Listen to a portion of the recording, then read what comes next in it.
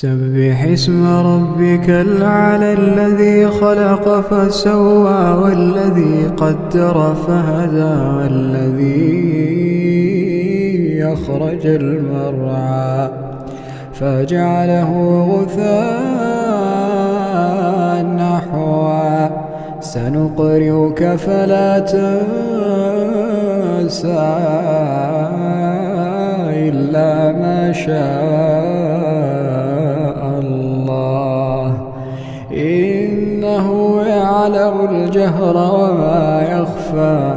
ونيسرك لليسرى فذكر إن نفعت الذكرى سيذكر من يخشى ويتجنبها